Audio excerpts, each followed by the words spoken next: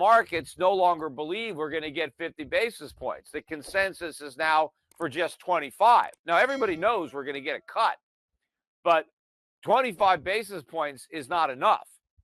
And so we're right back where we were a month ago, where it looks like the markets could crash again on Sunday night.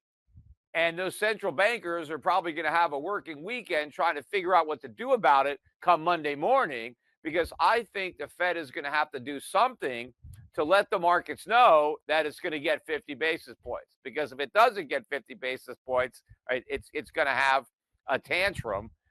And if you look at how the market closed today, this was, first of all, the worst week for the stock market or for the S&P 500 since March of 2023. It was the worst week for the NASDAQ since sometime in 2022. Right now, the Dow held up relatively well on the week. And I've been talking about this, and that's because you have more defensive value type stocks. And even though we had a big drop during the week, we continued the rotation out of the momentum growth stocks into dividend paying value stocks. So the Dow was only down 1.2% on this week, but the S&P, which has a lot more growth oriented names, tech names, was down 3.8% on the week. And the NASDAQ was down 5.4%. The Russell 2000, which is very economically sensitive, and pretty much all the economic data we got this week was bad, right? Yet despite that, the markets are only thinking about 25 basis points, even though we know from the last FOMC minutes that there were some members who wanted to go 25 basis points last meeting, and they didn't do it. It wasn't unanimous. Some wanted to move. And so had they done that, now they do another 25, we'd be right back where they were. But even though we had all that weak news, the markets, don't think it's weak enough to prompt a 25 basis point cut. In fact, I'm hearing some people talking about the fact that the Fed better not cut 50 basis points because that'll scare the markets. Stocks just had their worst week since March 2023, with the Nasdaq plunging 5.4%, and even tech darling Nvidia dropping 13.5%. Peter Schiff warns this is only the beginning. The Fed is caught in a tough spot. Cut rates by 50 basis points and risk spooking the markets, or stick with 25 basis points and watch the markets throw a tantrum. Schiff believes either choice could trigger a massive crash, and with Intel hitting a 14-year low, down 25% from 20 years ago, the warning signs are flashing everywhere. Despite a weak economy, investors are still underestimating the risks, thinking inflation will cool off. But Schiff argues that's wishful thinking. The weaker the economy gets, the more money printing and QE we will see, setting us up for even higher inflation. Will the US economy survive what's coming? The markets are going to think, oh my God, what do they know? They're cutting 50 basis points. Things must really be bad. Now, they are really bad. But I guess what people think the Fed should do is not let that cat out of the bag. So even though they know how bad things are and they think they should cut by 50 basis points, they're only going to cut by 25 because they don't want to scare people because they know they can't handle the truth. But the markets can't handle the lie either. I think they need to get 50 basis points, maybe more than that. And next week is the meeting, by the way. That's when we get the September meeting. I think it's Wednesday and Thursday, assuming the markets can survive without a huge crash between now and then. I don't know if they could accelerate. That would really scare people if the Fed came out on Monday and said, oh, we're not even going to wait till Wednesday. We're cutting rates right now. But they may have to do that depending on how weak the markets are Sunday night, Monday morning. But, look at how the tech stock got really hammered. The semiconductor names were among the weakest. In fact, the semiconductor index was down 11% on the week. Nvidia, which is the darling of the AI bubble, Nvidia was down 13.5% on the week. One semiconductor stock that's really been getting beat up is Intel. Right? Intel hit a 14-year low today. 14 years.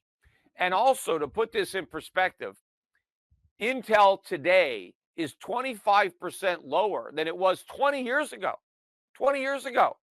Now, 20 years ago, Intel was the darling of what became the dot-com bubble, right? Intel Inside, all the computers had these Intel chips. It was like Intel, Cisco, right? Those were the Magnificent Two, or there was a few more back then. Broadcom, I forget all those stocks, AOL, whatever was the equivalent back then of the Magnificent Seven right now.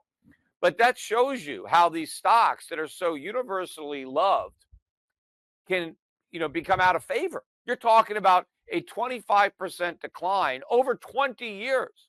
Who would have thought in 2004, when everybody knew that Intel was the stock you have to own, right? Because of the computers and the internet, you got to own Intel. Who would have thought that 20 years later, the stock would be 25% lower?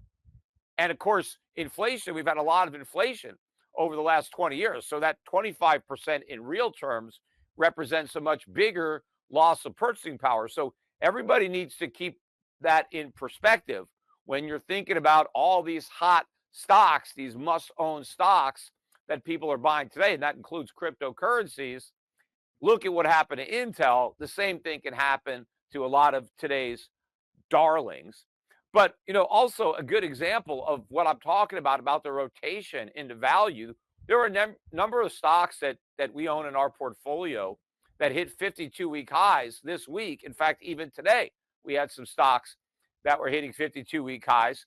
I'll give you an example. I've talked on the podcast about the tobacco stocks and why I think they're very defensive. They pay good dividends. And no matter how, bad things get, people smoke. Even if the price of cigarettes goes up, they don't quit, right? They're addicted. So they keep on smoking. But British Tobacco was up 3% on the week. Despite, a bad market, it was up. Philip Morris International, up 2.3% on the week. Those are two stocks that we own in our portfolios. In fact, year to date, British Tobacco is up 30% and Philip Morris is up 32%. That's on top of their dividends. British Tobacco's got about a 10% yield that you're getting on top of that 30% appreciation. Philip Morris is not quite as high. I think it's about 4 or 5%, but still well in excess of what you get in the S&P 500. But interestingly enough, the gold stocks were also among the weakest stocks of the week and of the day.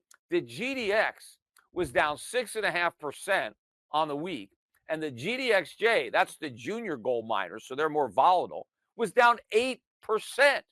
Now, you might think, well, gold must have really got clobbered on the week for the junior gold miners to be down 8%. No, gold barely went down. It was down about 0.8%. It closed about $2 below 2,500. Just about $30 below its all-time record high. Yet these stocks got killed. In fact, think about this. In order for the GDXJ to get back to where it was last week at its high, it needs to rally 15% to get back to where it was when gold was 1% higher than it is right now. I mean, that is amazing. That just shows you how scared the gold stock investors are of a weakening economy, because everybody still believes, oh, we have a weak economy, right? That means that there's going to be no inflation. It's going to crush these gold stocks. The weak economy is what guarantees that high inflation gets much higher. People still don't understand the dynamics of inflation, where it comes from and how it works. But as the economy weakens, we get more money printing. We get more QE. So we're going to have higher inflation and we're going to have a much weaker dollar. And that is going to be very bullish for gold. It's just that these gold stock investors don't understand that yet. That's it for today's video. Let's quickly recap the key points. We've seen the worst week for stocks since March 2023, with the Nasdaq down 5.4% and even Nvidia taking a 13.5% hit. Peter Schiff believes the Fed's next move could make or break the markets, and if they don't cut rates by 50 basis points, we could see another major crash. The decline in tech stocks like Intel hitting a 14-year low is a warning sign, and Schiff is predicting higher inflation and a much weaker dollar as the economy weakens further. Thanks so much for watching.